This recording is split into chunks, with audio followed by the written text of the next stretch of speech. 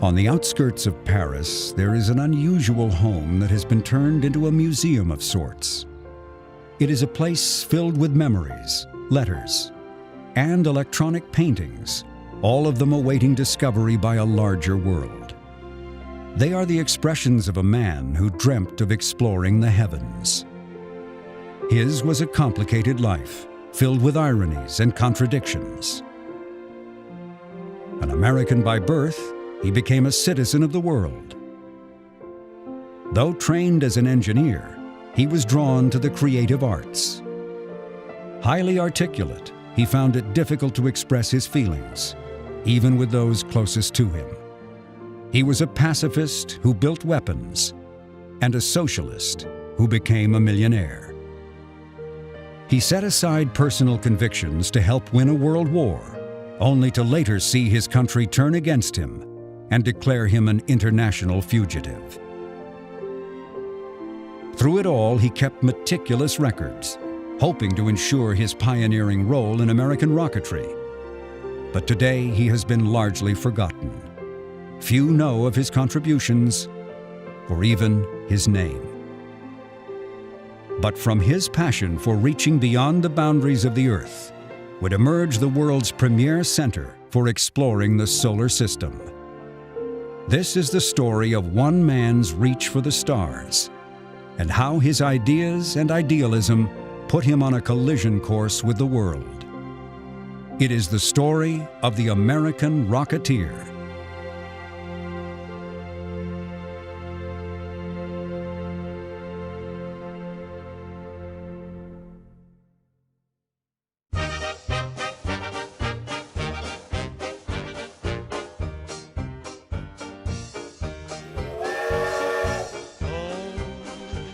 In the fall of 1934, a young college graduate climbed aboard a train in Texas and headed west. His college professors had chipped in to help buy his train ticket. He was now headed for Pasadena, California.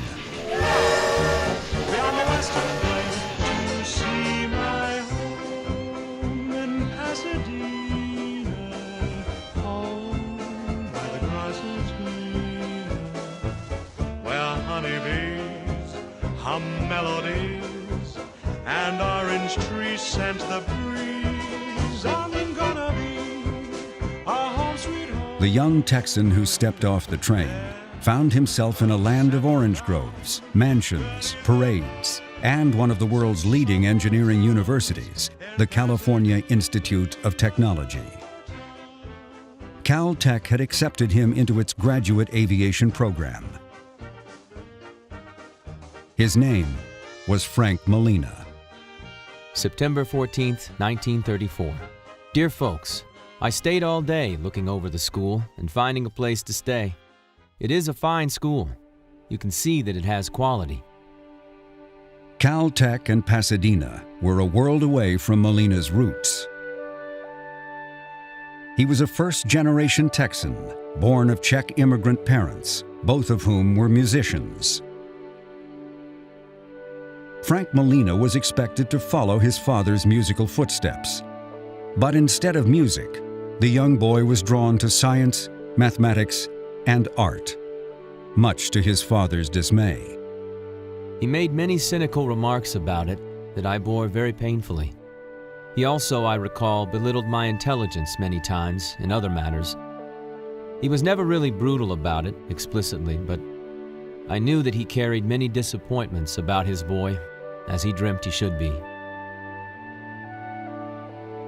Malina's forceful father expressed not only disappointments, but the desire that his son should pursue a military career, an expectation at odds with Malina's own ambitions. Early on, he showed signs of a strong, independent streak. In his senior high school yearbook, he declared to the world that he would follow the dictates of his own conscience. After high school, the cash-strapped Malina enrolled at Texas A&M. He majored in mechanical engineering and played trumpet in the Aggie band to help pay for his tuition. Though he did well in his studies, he did not fit in with the military culture of the school. Refusing to curse like the other boys, he was subjected to beatings. Turning inward, Malina became a voracious writer and reader. He kept a detailed journal, noting every book that he had ever read. Believing himself destined for a place in history, he encouraged others to safeguard his letters. Having before only dabbled with drawing, he became serious about art and drew self-portraits. On his dorm wall, he put up depictions of famous figures. Some were from the past. There were World War I generals and the famed aviator Charles Lindbergh, whose solitary flight across the Atlantic had only recently electrified the world. Aviation was pushing the outermost boundaries of technology, and it was the place Malina intended to make his own mark. And to study aviation, there was no better place in the world to be than Caltech. Here was a state-of-the-art wind tunnel, and a professor, world-renowned for his work in aerodynamics, who would take Malina under his wing. Dear Mr. Malina, I'm very happy to inform you that you have been awarded a wind tunnel assistantship at the Institute for the next year, covering your tuition of $300. Such work would be at the rate of 80 cents an hour. Very sincerely yours, Theodore von Karman. Theodore von Karman was considered an undisputed genius, a fact not lost to him when he ranked the greatest scientists of all time. Sir Isaac Newton was at the top for having had 6 original ideas. Next came Einstein, whom von Karman credited with having had 4 great ideas. In my case, I have had 3 great ideas. Maybe more. Yes, perhaps 3.5 great ideas. Von Karman was as sociable as he was intelligent. He loved to smoke cigars, drink bourbon out of tall glasses, and flirt with beautiful women. His home in Pasadena was the site of apparently remarkable dinner parties where he drew intellectuals and other cultured figures from the Los Angeles area. It seems to have been a rather remarkable kind of salon that went on for a number of years under his aegis and that of his sister and his mother. Besides the famous, von Karman often invited his brightest students to his home for dinner and conversation. He was like a mother hen with his chicks around him. These were all young men whom he loved and felt very close to. He was a mentor to all of them. He was simply wonderful. Over time, von Karman and Malina became especially close.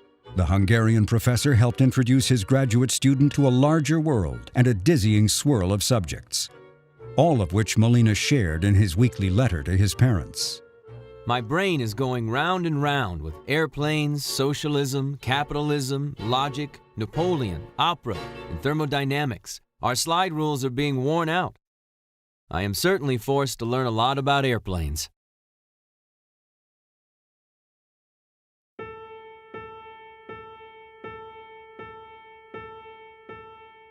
As Malina's letter home hinted, he was becoming intensely interested in politics and how to solve the Great Depression. It was the era of Roosevelt's New Deal, and socialism, if not communism, seemed to offer solutions for the stricken American economy. In the 1930s, he is not unlike a lot of intellectuals, attracted to Marxism and learning a little bit about a sense of social and economic justice and how they might be able to achieve those. And it's important to understand that in that era, Marxism did not necessarily have the broad negative connotations that it would gain during the Cold War. Dear folks, if the Depression continues and war doesn't break out, perhaps we will have some form of socialism even before some people think. There is plenty of reason for the rich class to be afraid. Don't worry about me getting into politics. That is unavoidable. There were so many terrible things happening in this country with the Depression. So this was not a rare thing. It's a great deal of it was being talked about, and particularly among people like that you had at Caltech, whose minds were very active and very bright. Of course they would be looking into this, there's no question about it. Many political discussions that Malina attended took place at the home of Caltech research assistant Sidney Weinbaum. The Russian-born Weinbaum was a formidable intellectual. He was a theoretical physicist, a talented pianist, and a master of chess. He was also the head of the Pasadena branch of the Communist Party. In the years to come, Malina's friendship with Weinbaum would have far-reaching consequences.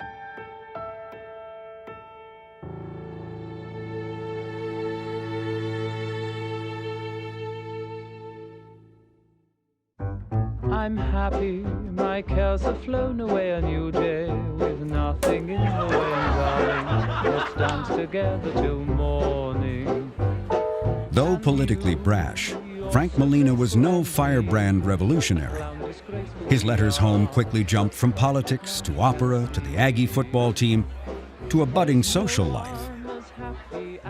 Dear folks, last night I went to a dance at the Athenaeum.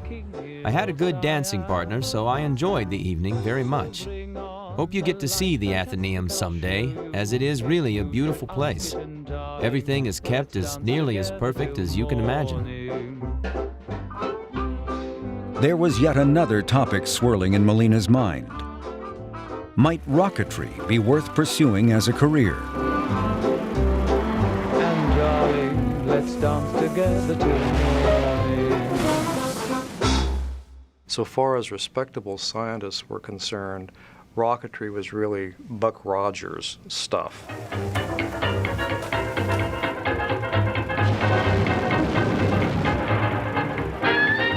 No one wanting to advance their career in academia was thinking seriously of becoming a rocket scientist. In fact, the words rocket and scientist had yet to have been joined together as a respectable concept. It was very much an amateur sort of thing and very much a fringe kind of thing. There was a widely used astronomy textbook published in the early 1930s which said that rocket flight was impossible. It was something that was really not even on the fringes, even beyond the fringes of respectable science.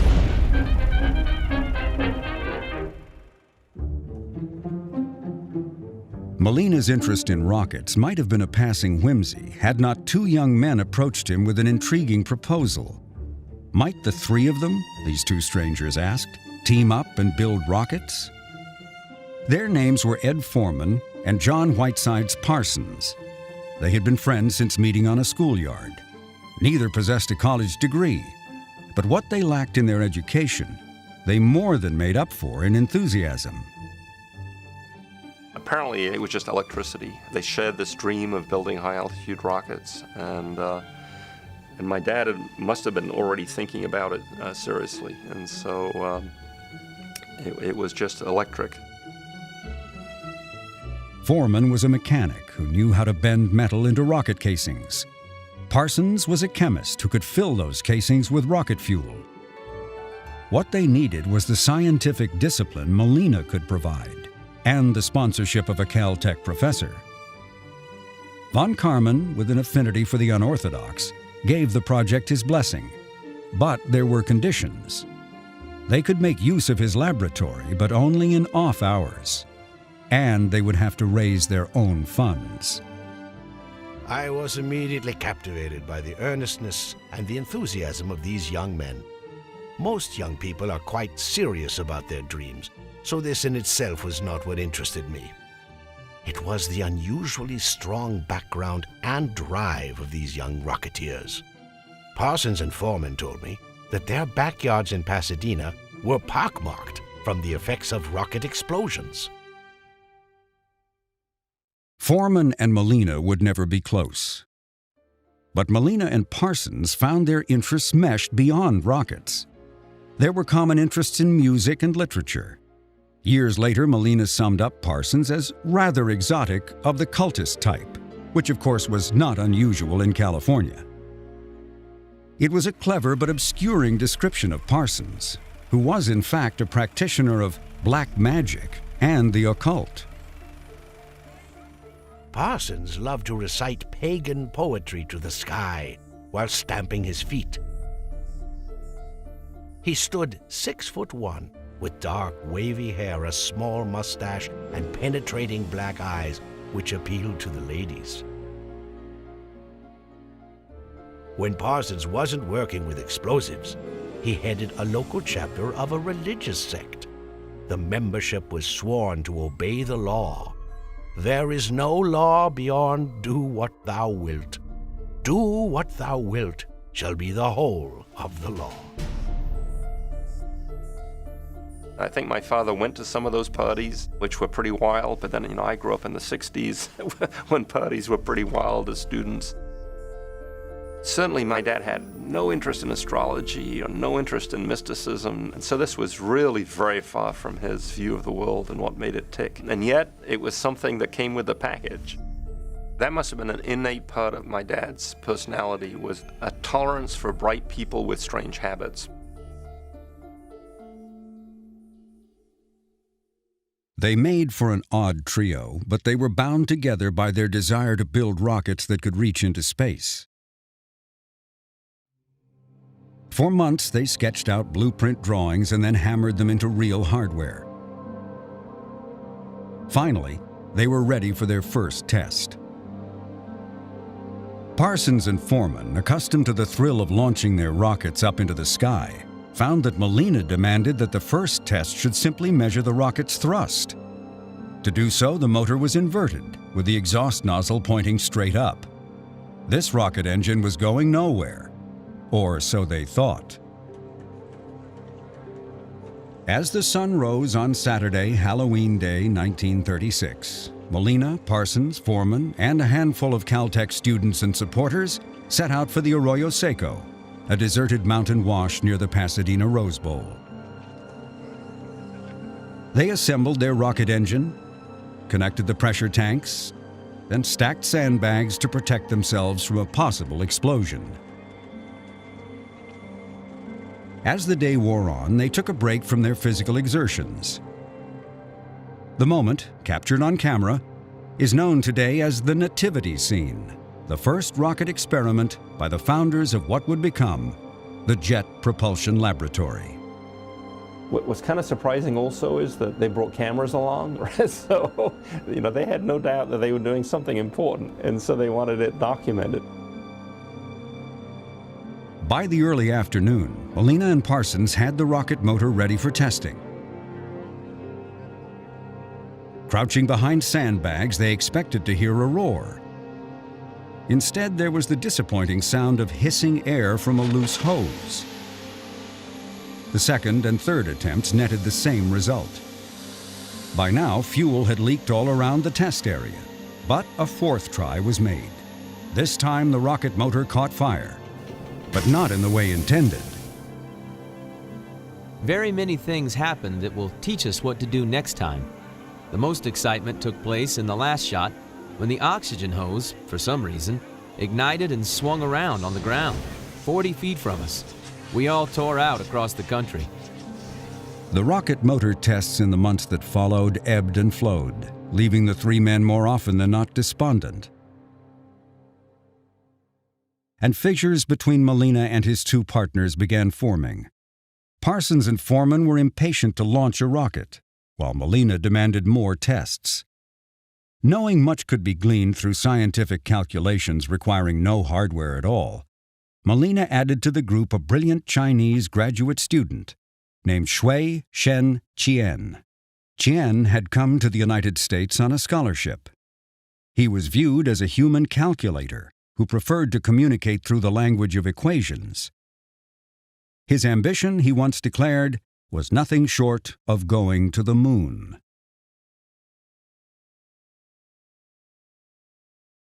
Despite the addition of Qian to the team, the lack of funding threatened to put a halt to the whole effort.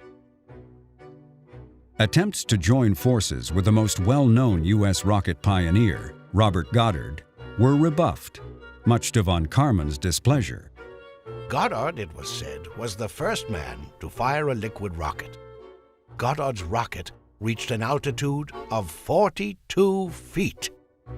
However interesting this is historically, I have never equated the characteristic of being first with being the greatest. Naturally, we at Caltech wanted as much information as we could get from Goddard for our mutual benefit. But Goddard believed in secrecy. There is no direct line from Goddard to present-day rocketry. He is on a branch that died.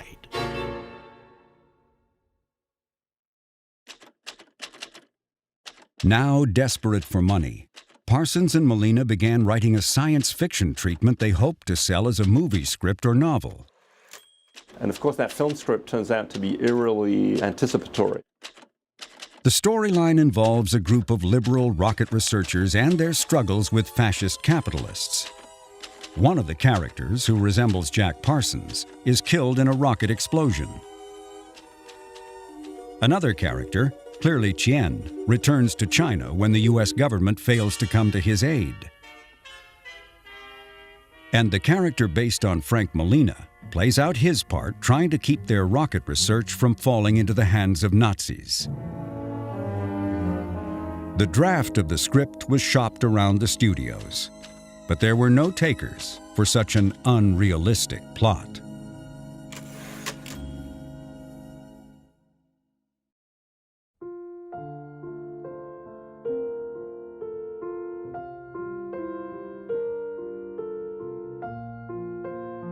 Rockets, politics, and classwork weren't all that were occupying Malina's time. In July of 1938, he met a young woman who aspired to be an artist. Her name was Lillian Darcour. We started talking, and Frank began to ask me questions, as people do when they first meet, you know.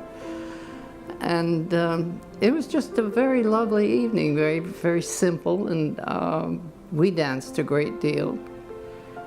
And that was it. And we spent the summer that way, playing a little tennis. Frank also took us to do archery, which I had never done. And we went to the beach. We did all the things that young people do. Just 10 weeks after meeting Lillian, Malina made a major announcement to his parents. Dear folks, Lillian and I are happy to announce that we have become engaged. We will probably not marry before next June.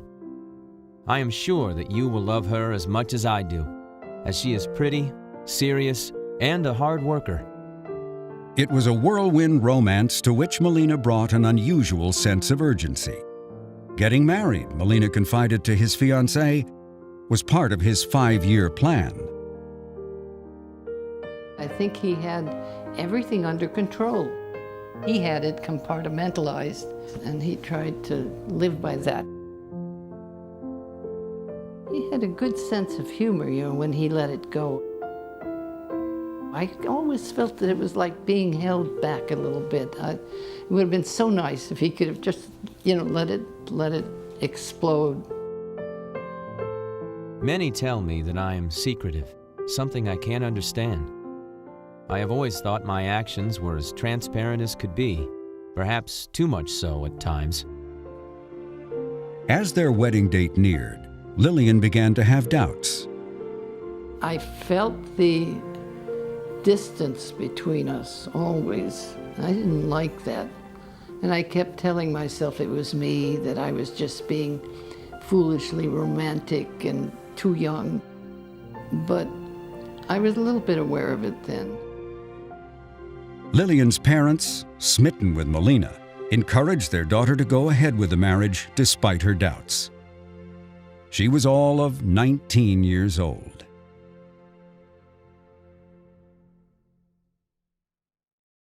Marriage did little to slow down Malina's interest in rockets.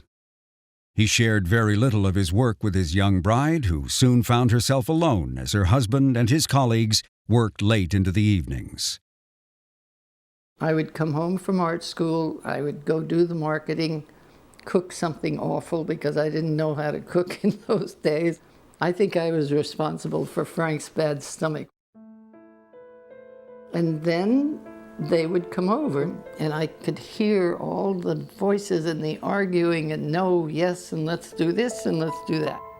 This went on almost every night.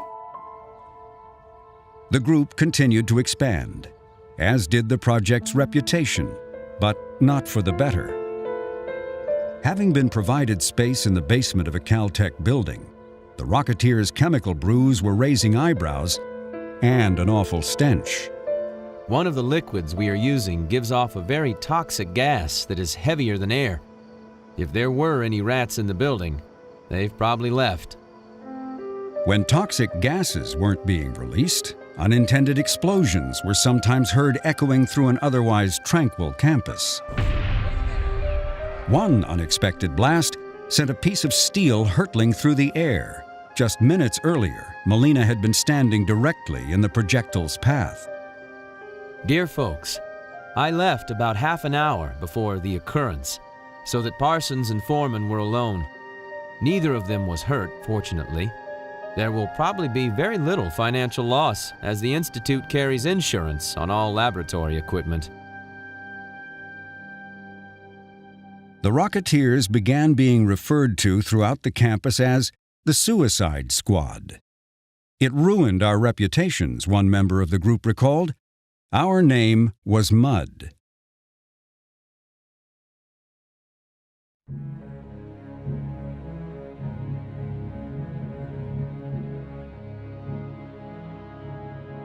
In 1938, Europe was verging on war. Military planners in the United States fanned out to universities across the country, searching for new technologies should the country be drawn into the conflict. One stop was at Caltech. Dear folks, a big shot from the Army Ordnance Division was here today. He told of the Army's experience with rockets and thought there was little possibility of using them for military purposes. I silently rejoiced. I have no doubt that a war will break out sooner or later, but I can't get very enthusiastic over making rockets for murdering purposes. Though the Army's Ordnance Department passed on rockets, Hap Arnold, the general in charge of the Army's Air Force, saw possibilities. Arnold was acquainted with von Karman and was intrigued by what the professor had to say about his student's rocket project. Hap Arnold very perceptively understood the possibilities that rocketry would have for the military. Perhaps he saw that simply an extension of ordnance or whatever it was, he sensed that there was something that could result here. And he was also close to von Karman, and von Karman probably was able to whisper something to him that was persuasive in some way. But it's that early Army Air Force funding that really takes the early JPL group from being basically a student research project assisted by these rather kooky amateurs and turns it into a serious undertaking.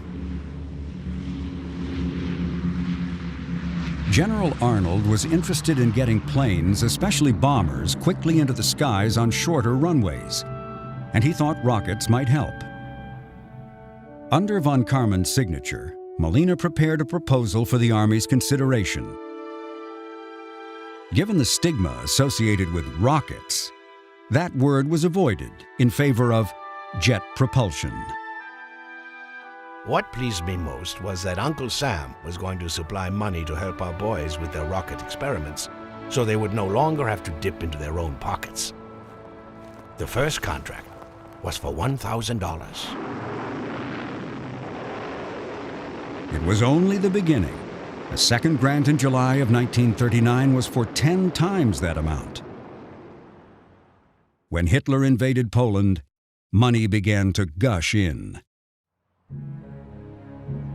Needing more space and no longer welcomed at Caltech, a strip of land was leased in the Arroyo, the site of the very first rocket motor tests. A dozen engineers were hired. Soon, tin shacks began to appear, though some workers had to use their automobiles as offices. With the Army's money came a need not only for expansion, but official titles. Von Karman was named director of the Jet Propulsion Project. Parsons was put in charge of propellant development, and Foreman was made head of the machine shop. Day-to-day operations were run by Malina, who was named chief engineer. Construction has started on the shacks for the rocket station. We have plenty of pressure on us to produce something quick. Perhaps we will be lucky and get some gadget to work, but this isn't the type of problem that can be solved on order. I need a good physicist. Foreman and Parsons are all right for some type of work. Sometimes they're like inventors, in the worst sense of the word. In the summer, the corrugated shacks were as hot as an oven. With rockets being fired off, there was a constant dread of setting off a brush fire that would spread deep into the San Gabriel Mountains. In winter, there was no heat, and rain rushing down from the mountains would flood the arroyo, threatening to wash away the entire encampment. The atmosphere was decidedly informal. One day, when Malina showed up for work wearing a suit, a worker made a fashion statement by taking scissors and cutting his tie in two. On a more serious occasion, a distraught employee, fed up with growing bureaucracy, threatened Malina with an axe. They're starting under very primitive conditions here, so tension is bound to flare. Attracting people to the early JPL was not so easy because rocketry still had that taint of not being quite respectable. It wasn't clear where it was going. Was there a future? And so it took a lot of persuasion to get people to be involved at that point. You're really making a bet on your future in a lot of ways. One PhD recruit arrived at the site after a bumpy ride in on the dirt road and uttered, "My God, what have I gotten into?" But the work went on. The team first intended to build a solid rocket. So many explosives experts believed we were embarking on a wild goose chase. I remember well the repeated and occasionally unnerving explosion of Parsons' rockets. I began to wonder whether our original idea was practical, and I continued to listen to more explosions.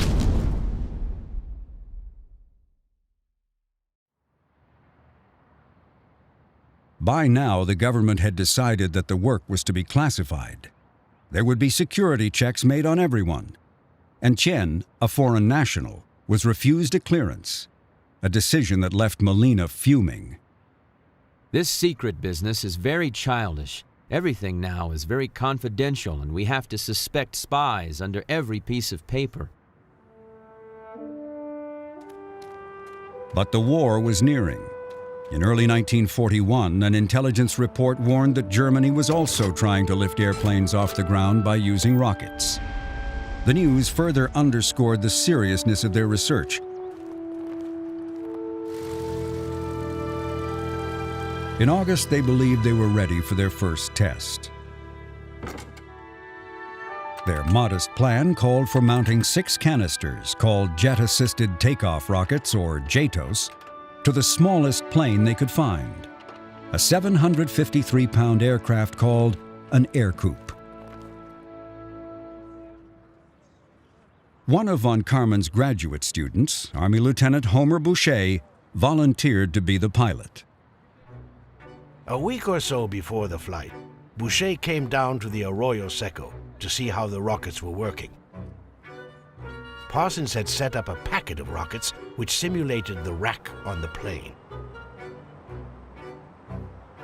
As the group gathered to watch from a safe vantage point, he ran through a brief countdown and pushed the firing button. Explosions occurred like on the 4th of July, and nozzles flew off in all directions. It could not have been worse. Parsons came to realize the longer the rockets were stored, the greater the odds of an explosion. But no one knew why. The first static rocket test was conducted with the plane secured to the tarmac. A nozzle on one of the JTOS blew off, tearing a hole in the tail of the plane. At least, one of the Rocketeers joked, It isn't a big hole. I must express my admiration for Boucher's courage and faith, for he did not give up his agreement to go ahead with the tests. There's a certain amount of gallows humor about all of this. Looking at the small hole in the fuselage. For one of the tests, they take off the propeller, paste one of the safety pushes that was around during the war over where the propeller had been. I think there is always a sense that you're living on the edge a bit in these situations.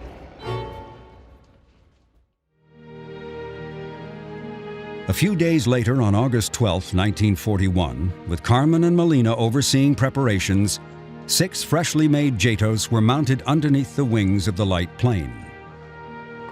As Boucher climbed into the air coupe that day, I am sure we all shared a certain tingle of mounting excitement. We knew that this test was vital to convince the Air Corps that our rockets worked. But were there any other unknowns that we hadn't considered? Would there be troubles with the airplane?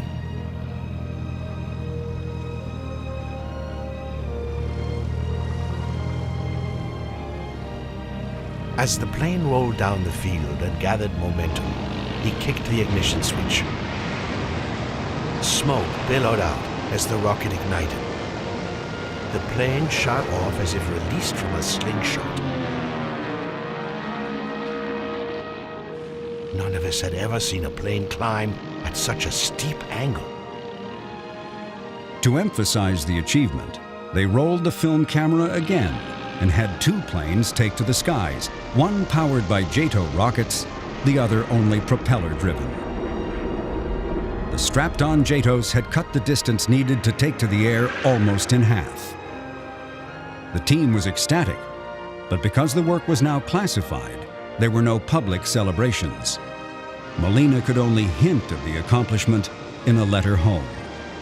We have had success this week with our rocket project that exceeded our highest expectation. Wish I could tell you more about it. The flight test was a major step forward, but the problem of the short shelf life of the fuel continued to hamper them.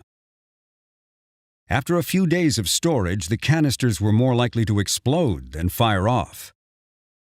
But in a moment of insight, Parsons tossed out some of the traditional ingredients of black powder in favor of an unusual combination of asphalt and potassium perchlorate. The storage problem was solved. Jack Parsons' solid fuel concoction would prove to be one of the most important rocket science advances of the 20th century.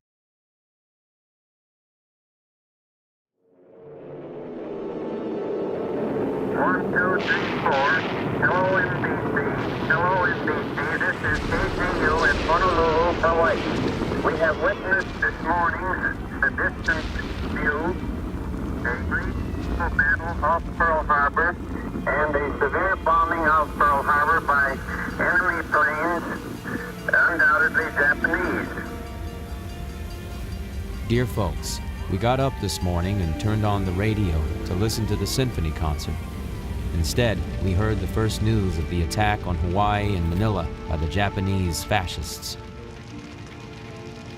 That morning is etched in your mind, you never forget it. Frank was sitting in the one armchair in the living room that we had. He was looking at some papers, and I was on the floor, kind of leaning against the chair with the newspaper when this came on, the announcement that Pearl Harbor had been attacked. That's where we were.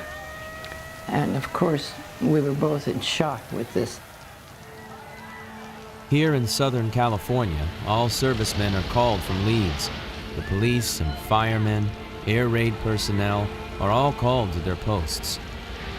The whole state of affairs seems rather unreal.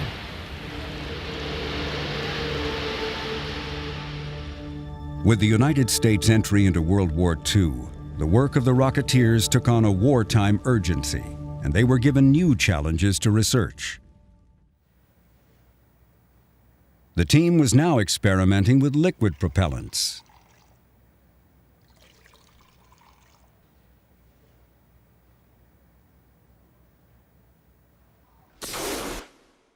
In charge of that effort was Martin Summerfield, Malina's former Caltech roommate. Summerfield was given what seemed an impossible assignment: building a rocket engine that could deliver 1,000 pounds of thrust for at least a minute, enough to help lift a 20,000-pound bomber into the sky. Some speculated it would require an engine the size of a house, but Summerfield went to work designing an engine employing a small gas chamber. By April of 1942, the problem seemed to have been solved as a bomber called the Havoc was pulled out of the hangar and outfitted with liquid jet engines.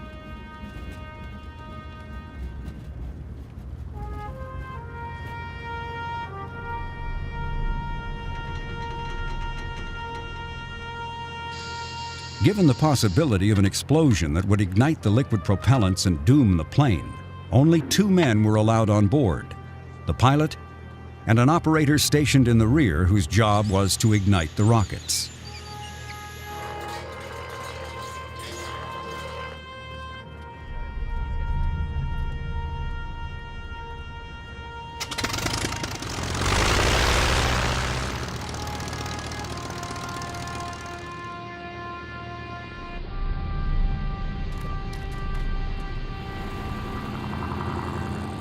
The entire team, including von Karman, Malina, and Parsons, stood and watched as the bomber taxied into position for takeoff.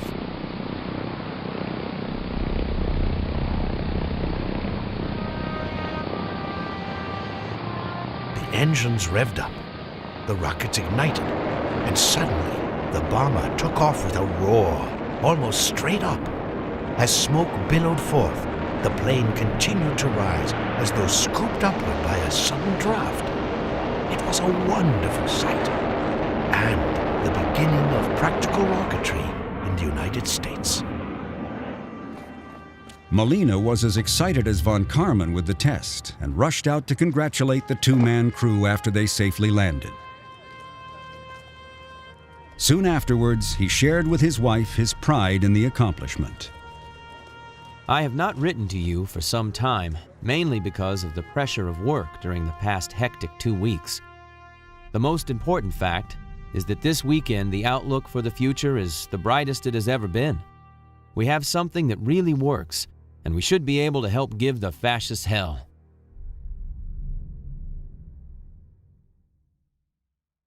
Perhaps anticipating success, just a few days before the first bomber test flight, Malina came forth with a decidedly capitalist proposal.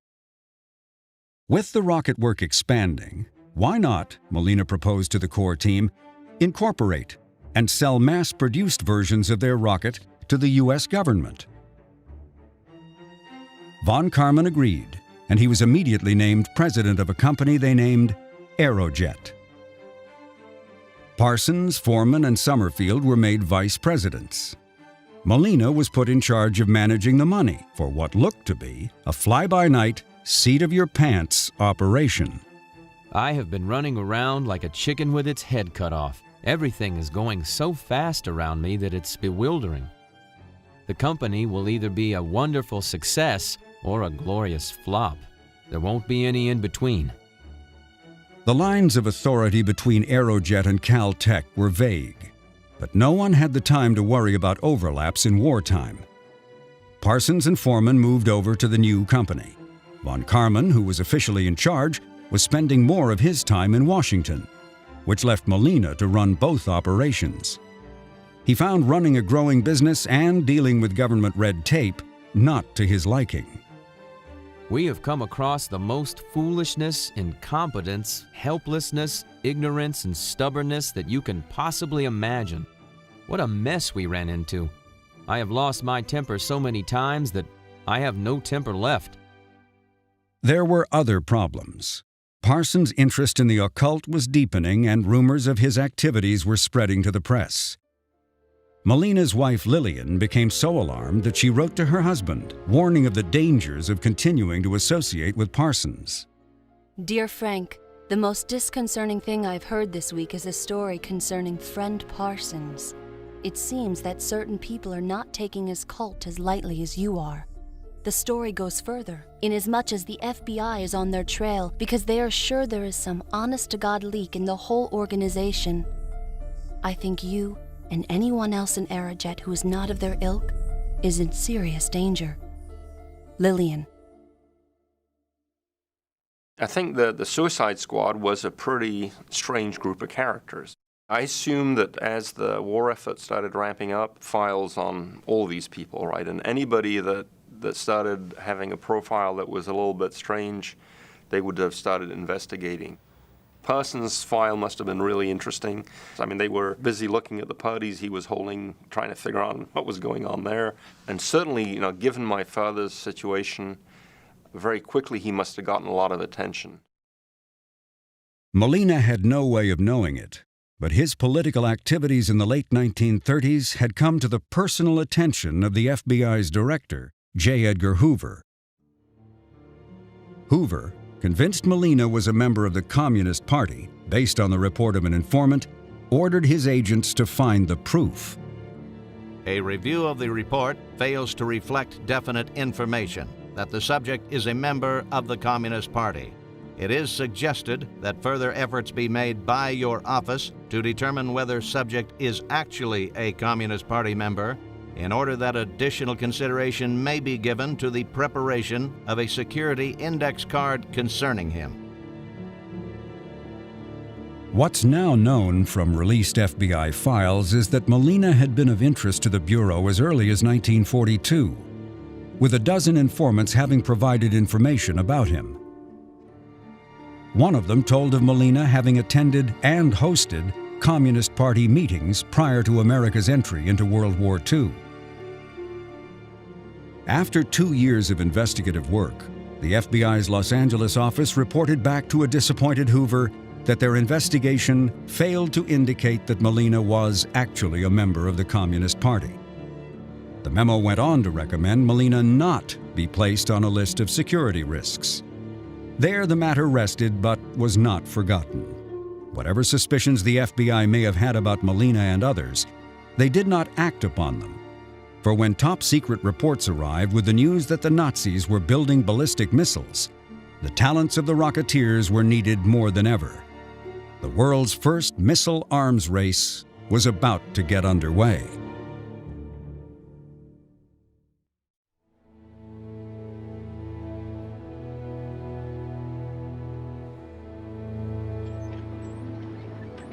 In July of 1943, Theodore von Karman was shown a series of top-secret photographs.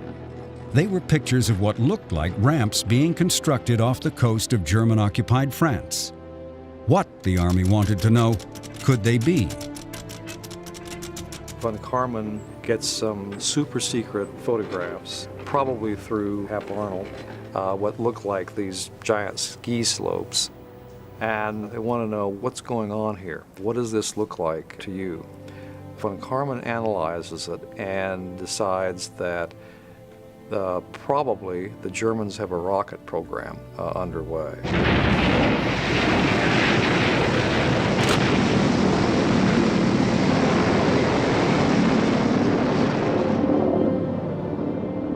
The V-1, the V stood for Vengeance Weapon, was an early cruise missile, first used in June 1944.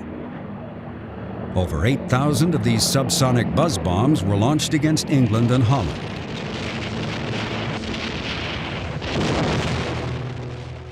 But even more alarming reports began to arrive, all pointing to a rocket far outstripping anything being undertaken by the Allies.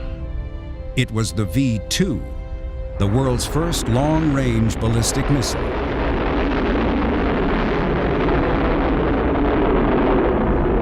Flying at supersonic speeds, the V-2 gave no warning, was invulnerable to counterattack, and could take out an entire city block with its 1-ton warhead. The U.S. Army wanted its own V-2 and looked to the Pasadena Rocketeers to deliver it. Frank Malina was given the assignment of drawing up the proposal. We may have a big blank canvas facing us in research, since there is a probability that the new program from Washington will come through. I feel a little frightened in tackling such a big job, and Dr. von Karman is also hesitant. No final decisions have been made, so that I do not know exactly where we stand. Malina quickly turned to his Caltech colleague, Shui Shin Tien. In the past, Tien had been excluded from working on secret government projects due to his foreign status. But that concern was discarded given the news of the V2 and the need for his calculating skills. The proposal written by Malina and Tien, with von Karman's name prominently attached, called for a crash American rocket program. Issued on November 20th, 1943, the report carried the name of JPL-1, the first time the words Jet Propulsion Laboratory were ever used in combination.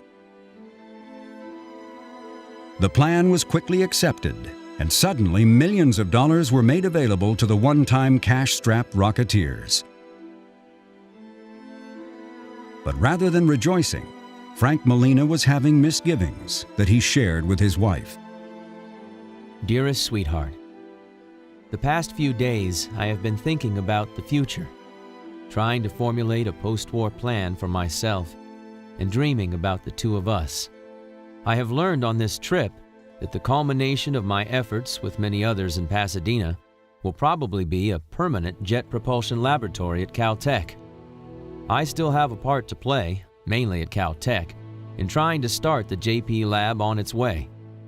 Then I'm going back to school for a year or two to study human beings, their ways and how they live together. I am convinced that I must do something like this, for I would rather be a failure in that sphere of human endeavor than a recognized success at the end of my life in the field I am now working in. I think it was very much on his mind that all the work he was doing was really for killing people. In the end, that's what it was for. He was very disturbed about that, because he was a humanitarian. I mean, he was a great idealist, I think, and I think he had difficulty, how would I say, matching his life with what he really thought life should be. So I would ask him, but what can you do? What can we do about it? Do you have any ideas? You can't stop what you're doing. He said, no, I can't. I have to go on with this. So I said, so do it. You know at least that you're helping the war effort. This is very worthwhile. And we would leave it like that.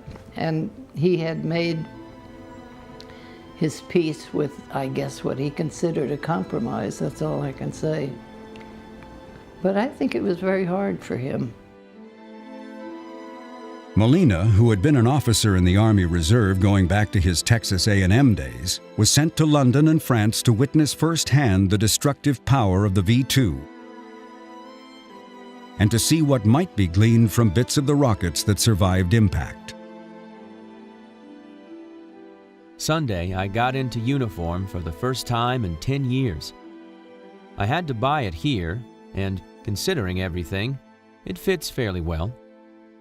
Since I am here as a technical representative, therefore wear no officer insignia but do wear an officer's uniform, the GIs have to salute me when I pass them. Some do, some don't, and some get their arm halfway up before deciding against it. I have had some good laughs. That was what he wrote to his parents, but to Lillian, he confided more. I still haven't been able to rid myself of that subconscious feeling of anticipating flying bombs or V2 rockets sailing through the air, one of them with my number on it. I went to bed very early this evening, and I had a very vivid dream just before midnight. As you know, there is one characteristic that I have fought against, and that is an unreasonable fear of physical pain, not so much for myself, but when it happens to others. I know there must be some suppressed fear that gives rise to these reactions. As I think back, I am conscious of a great fear of my father, who was very impatient with me if I could not carry out his desires. As you know, he was at one time a butcher, and I shied away from that business. Those were Malina's tortured thoughts at night. During the day, he moved ahead with creating a missile he was reluctant to build. He's constantly wringing his hands about how this is, oh, he just hates doing this. And building things that are going to kill people and break things is not what he really wants to do, and it's not what he's about. And he always comes back at the end of this, after he has this soul-searching exercise, to say, but, you know, we have to defeat the Nazis. We must win this war, and if we don't, it's going to be a new dark ages on Earth. Dear folks, I got back to Pasadena on a B-17 bomber. I am gradually getting used to the absence of explosions. I will have a new title, something like Acting Director of the Jet Propulsion Laboratory at Caltech. Malina was by now managing an evolving operation that had moved beyond JATOs to rockets.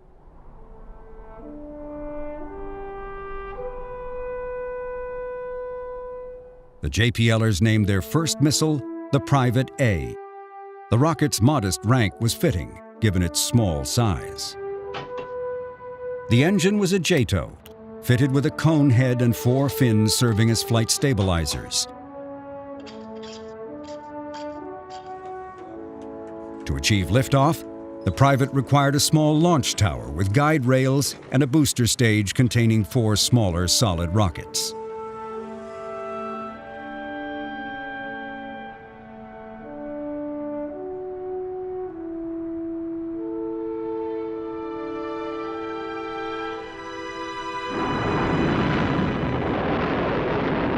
The brainchild of Malina and Chen, the Private A exceeded their expectations by reaching a flight distance of over 10 miles when first launched in December 1944 at Camp Irvin in the Mojave Desert.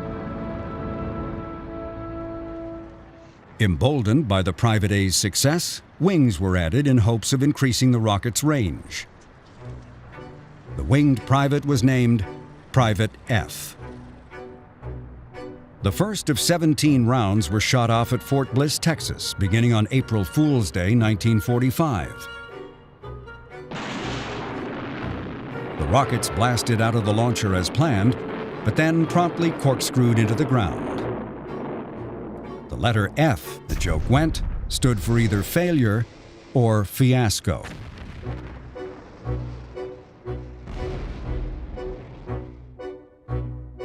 Locating the errant rockets in the desert was an adventure of its own.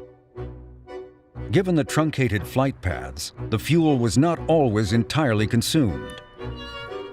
The rocket was now an unexploded bomb. The hunting expeditions included not only tracking down the privates, but in a moment of levity captured on film, putting them out of their misery.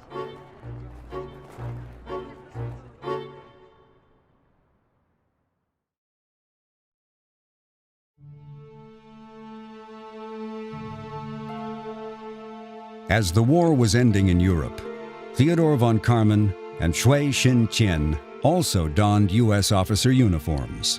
Von Karman was given the simulated rank of a general, Qian a colonel. They traveled to Germany to see firsthand the technologies of the Nazi war machine. Von Karman, who had once lived, studied, and worked in Germany, was shocked by what he saw. I was deep in a country which I had once believed was the fulcrum of world science. Now it was rubble, abandoned machinery, and dull, spiritless faces along the road. Reminders of the deep tragedy that had occurred because of the Nazi urge to war. I thought to myself, how much misery had been brought to a highly civilized people by stupidity, ignorance, and distortion of truth. As the German army collapsed, von Karman and Qian fanned out in different directions, searching for German engineers and scientists and the machines they had built. Von Karman found more than he had bargained for. We went on to Nordhausen, which lies in the Harz Mountains. Here, work on V-2 rockets had been carried out. The visit proved to be one of the most ghastly experiences I ever had. The Nazis had developed a fiendish scheme of executing their prisoners by controlled starvation.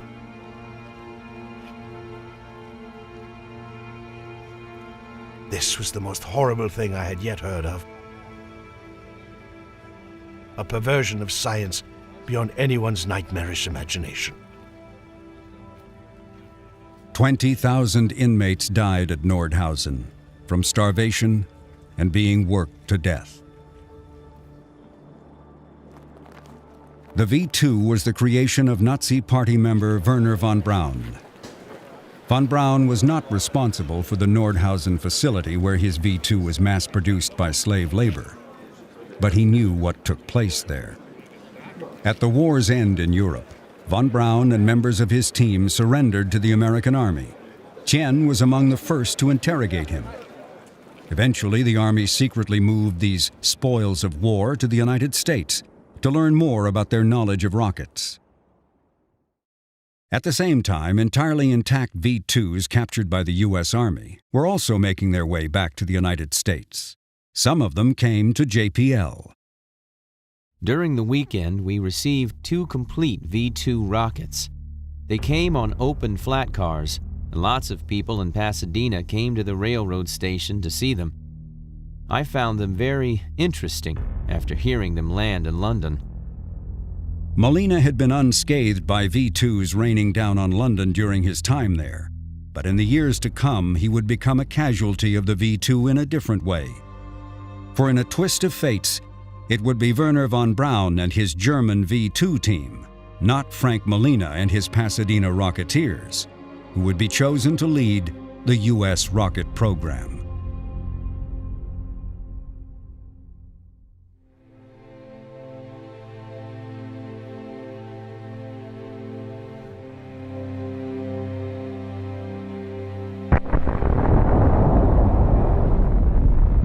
On July 16, 1945, the first atomic bomb was detonated at a New Mexico test site named Trinity. 3 weeks later, the United States dropped atomic bombs on the Japanese cities of Hiroshima and Nagasaki. In a matter of days, Japan surrendered. World War II was over. August 23rd, 1945. Dear folks, it is a long time since I have written to you. So many things have happened in the last 10 days. The end of the war still does not appear a reality, but I guess it is true. The development of atomic energy is here, and no one knows for sure what it means, except that another war might be worse than the last one, if that is possible. You asked if I had anything to do with the atomic bomb. No, I did not, although many of us knew that that work was going on and that whoever succeeded would probably win the war. As you know, I have never been convinced that what I was doing the past 10 years was right, at least in my own mind. Technical developments are now so far ahead of other human arrangements, it appears nonsensical for one who sees the gap to make it even wider. Malina was wrestling with his conscience because he knew that the next generation of missiles he was helping to create would carry atomic warheads. A follow-on to the private rocket was already underway. Malina also proposed another missile known as the Wack Corporal. This liquid-fueled rocket, Malina thought, could be used for science rather than military purposes. WAC was shorthand for Without Attitude Control, a way of indicating the missile had no guidance system. The WAC Corporal's increased range required a remote testing site. The spot chosen was White Sands, New Mexico.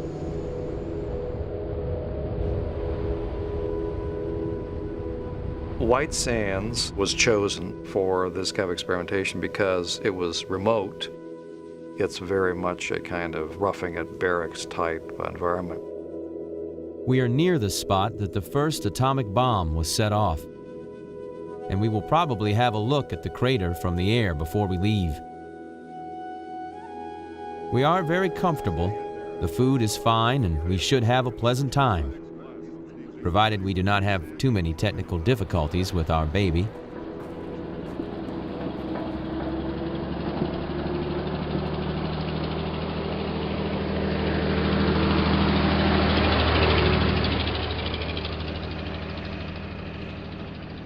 White Sands Proving Grounds, October 11th, 1945. Dearest sweetheart, today was the day, and I don't think I will ever forget it.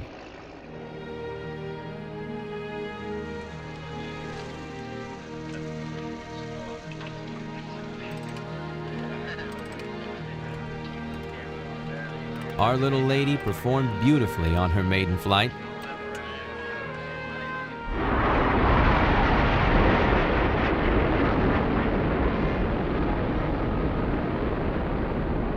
Tomorrow night, we plan to celebrate in Juarez.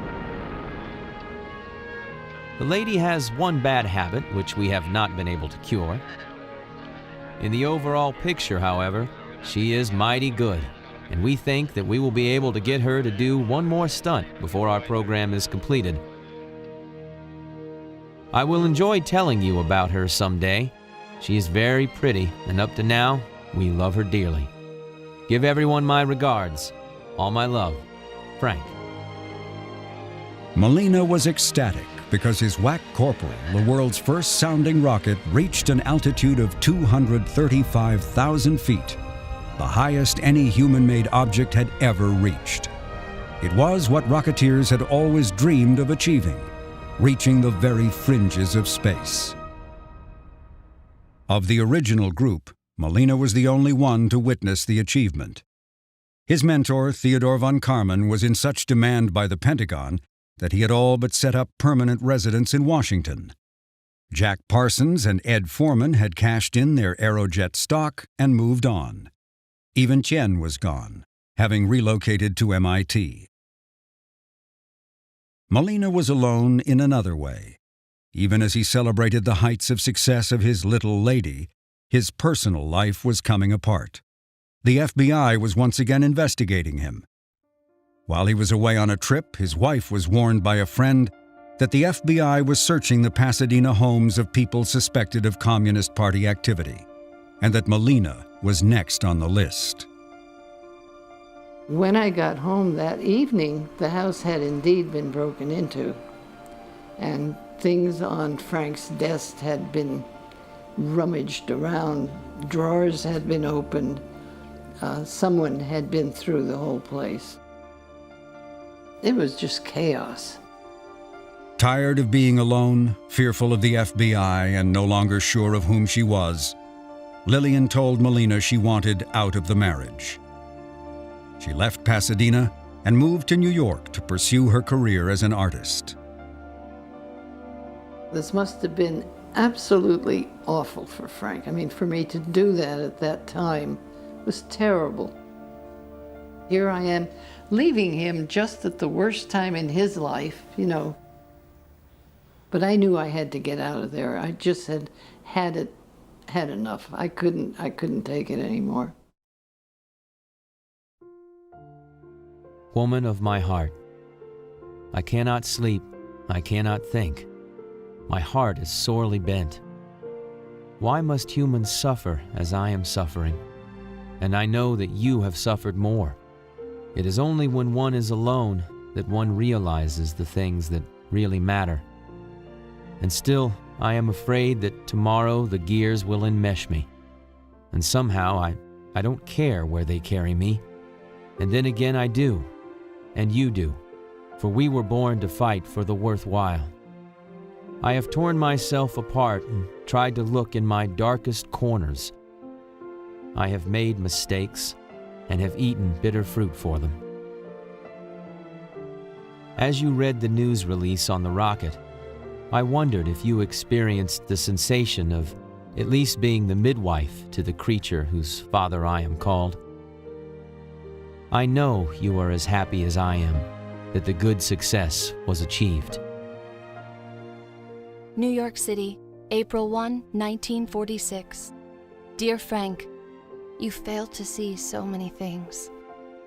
With any degree of common sense, you could not expect me to read of your success and the success of the little lady without me having pride and feeling part in all of it. That is past, and I can only tell you that I sweated it through in more ways than you realize. That is of no importance in itself, for I say truthfully that the reports I read of your success made me very happy and made me know that it was all to some very good purpose. Lillian. Dear Lillian, I appreciate the kind words about me, but I have finally caught hold of the idea that I can't force you to love me. I wish it had been possible. Happy landings on your flight. Love, Frank.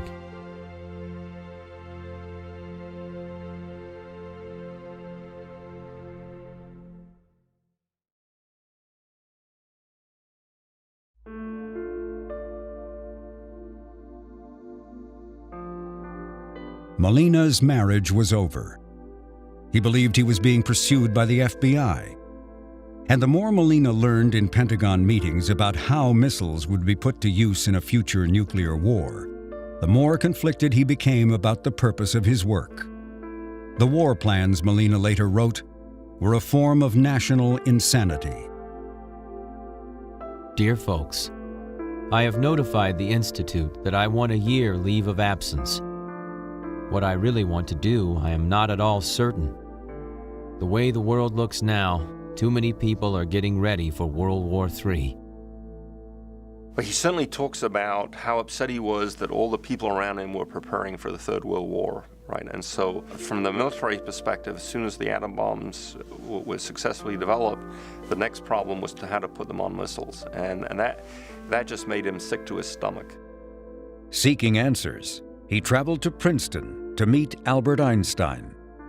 Einstein was in very good humor and talked and listened for an hour. He is, like almost all scientists, disturbed over the hysteria that is current in the U.S. He said all of us in international organizations must have courage to fight for real issues. In the spring of 1947, Malina boarded the Queen Elizabeth, bound for France and a new career working for the United Nations Education, Scientific and Cultural Organization, or UNESCO. Malina's role there was to help scientists from around the globe find ways of collaborating. Just as at Caltech and rockets, I have to provide leadership and push. There is much to be done if we are going to be at all effective in stopping another war. I am now in a much better position to grasp things, and in a little longer, I will be really able to fight for some ideas. A year into his job, he met a young British woman, Marjorie Duckworth. In 1949, they married. Shortly after their wedding, Malina journeyed with his bride to the United States, just as a political bombshell exploded over Pasadena and the nation. Former Caltech student Frank Oppenheimer, brought before the House Committee on Un-American Activities, testified that he had been an active member of the Pasadena chapter of the Communist Party, Professional Unit 122. What made Oppenheimer's testimony of such tremendous interest was his brother Robert Oppenheimer, the physicist who led the scientific effort to build the first atomic bomb. During his testimony, Frank Oppenheimer was pressed to name other members of Unit 122. Among the names inquired about was Frank Malina. Oppenheimer refused to implicate others, but Malina's name was mentioned so often that clearly he was of special interest to the committee. But why? A memo by J. Edgar Hoover, written just days before Oppenheimer's appearance before the Un-American Activities Committee, provides one possible answer. A complete and thorough review of your files should be made. particularly the information reflecting Malina's possible connection with the loss of certain documents and blueprints relating to the WAC Corporal. Based on information from an informant known as T1, Hoover suspected someone had passed to the French government a complete set of classified information on the WAC Corporal rocket. The loss of these documents, T1 suggested, had happened during the time of Malina's directorship of JPL. The informant went on to raise concerns about others who had or were still working at JPL. They included Martin Summerfield, Sidney Weinbaum, and Shui Xin Qian. There was hysteria throughout the country. It was inevitable that attention would be turned to Caltech, the little California institution with a reputation of harboring many odd, independent scientists. Martin Summerfield's security clearance was revoked, along with his ability to be involved in government projects. Malina's close friend Sidney Weinbaum lost his job at JPL. Weinbaum was another prime suspect in the alleged loss of WAC Corporal documents to the French. For a while, the FBI considered developing Weinbaum into a double agent, but ultimately he was brought to trial, charged with perjury for denying his Communist Party membership. He was convicted and sentenced to 4 years in prison. Qian, who had returned to Caltech after a stint at MIT, was also targeted. In September, as Weinbaum's trial was underway, Qian was arrested in front of his family and held for 2 weeks. The charge? That he too had lied about membership in the Communist Party. Qian's security clearance was revoked. He was allowed to teach at Caltech, but was kept under constant surveillance for the next 5 years. That was when enough time had passed, U.S. authorities hoped, to make his knowledge of missiles less than state-of-the-art. Only then was Qian allowed to leave the United States.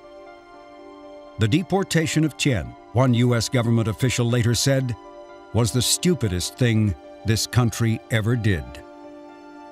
How could this tragedy for America have come about? His story is a strange one. I think it holds important lessons for all of us on the problems of science and politics and simple human justice. I am not opposed to reasonable security, but I must say that governments often pass foolish and harmful laws in this area. Even von Karman did not avoid the Red Scare of the 50s. Von Karman called the FBI investigation of him an inexcusable insult. No charges were ever pressed against him. All of these events Frank Malina watched unfold from Paris.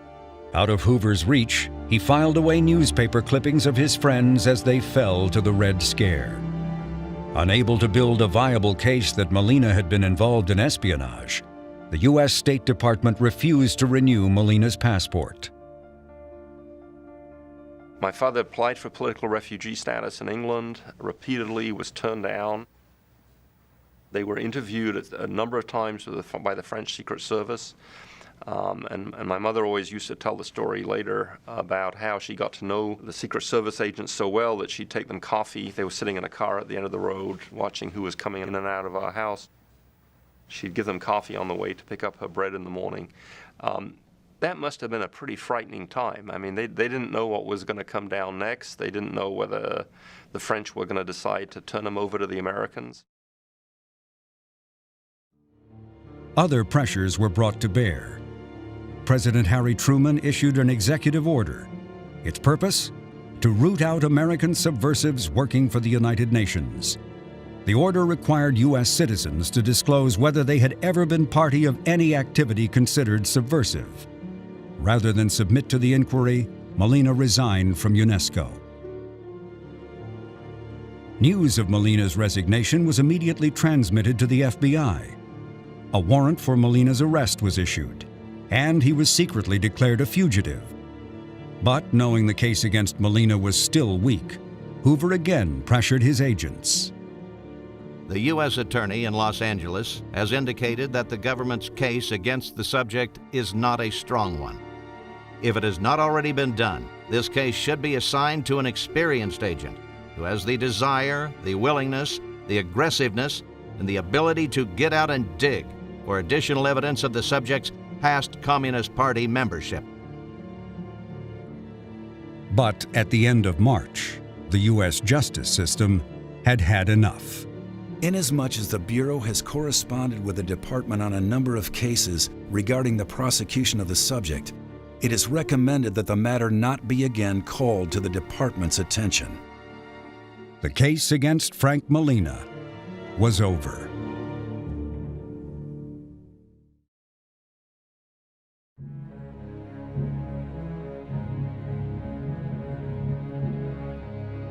America's Rocketeers were scattered by the winds of the Red Scare.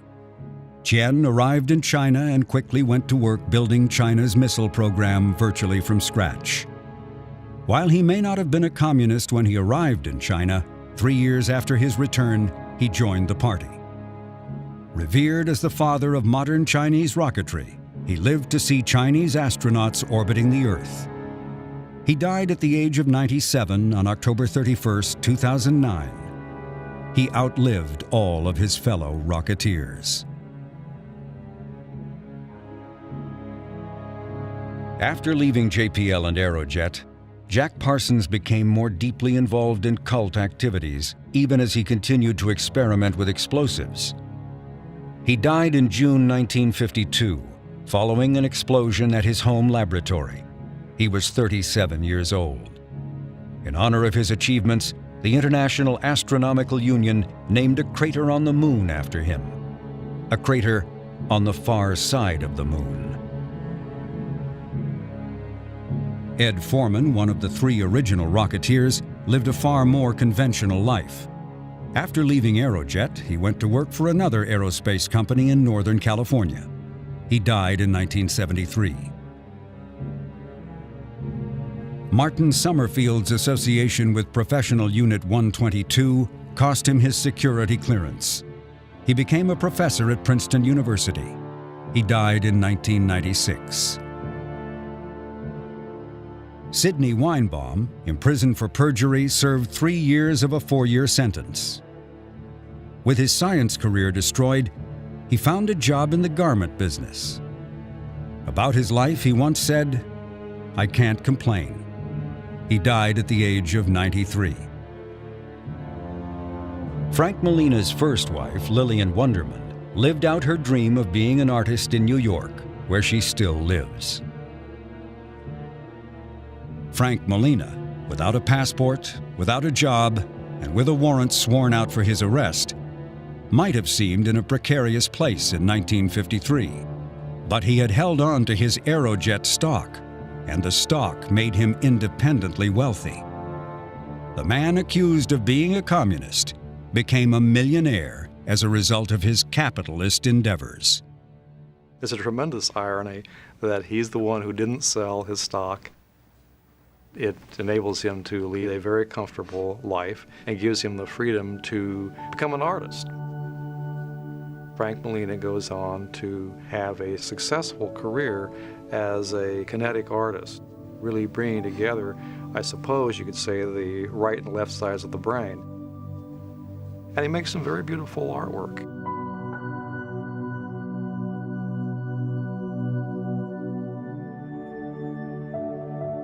It's almost as if you put Calder mobiles into motion using machines.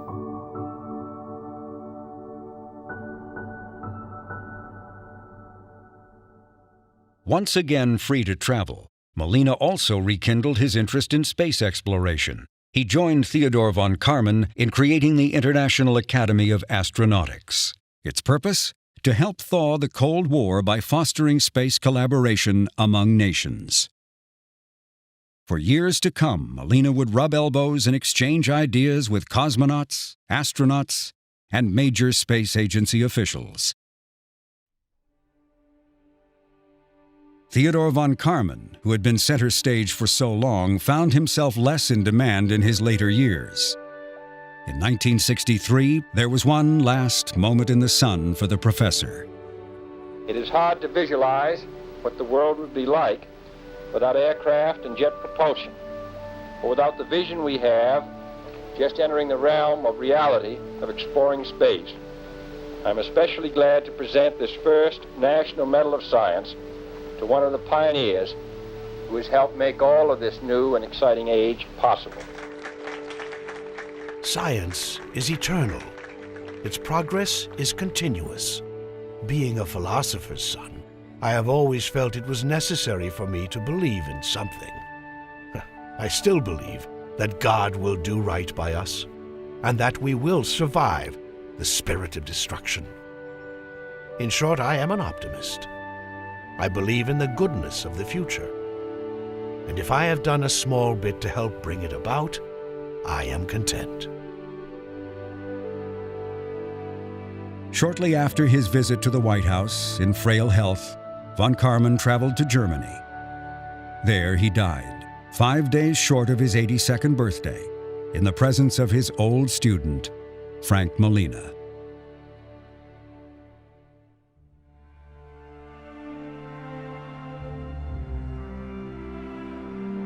In 1968, Malina returned to JPL to take part in a celebration commemorating the first rocket experiment 30 years before. It was a bittersweet moment for Malina. The laboratory that he had played such a large role in bringing into being had gone on to build the first U.S. satellite and other spacecraft that had traveled to the Moon, to Venus, and to Mars. Most of the solar system Malina knew would soon be within reach. How different his life and the history of American rocketry would have been had he stayed in the United States, no one can say. What can be said is that America's rocket program took a different route with different players, and in doing so, the pioneering contributions of Malina and his fellow Rocketeers today have been largely forgotten. Malina died in Paris in 1981. He had never stopped working for peaceful and international efforts in the exploration of space, and he continued with his own work as a kinetic artist, creating more than 250 works. Nearly all of them speak of journeys to far distant places.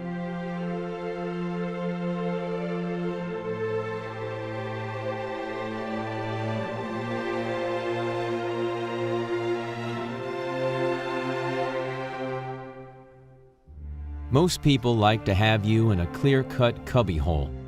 Sometimes I find that my former colleagues in scientific and technical research regard me no longer as such, and that now I'm an artist.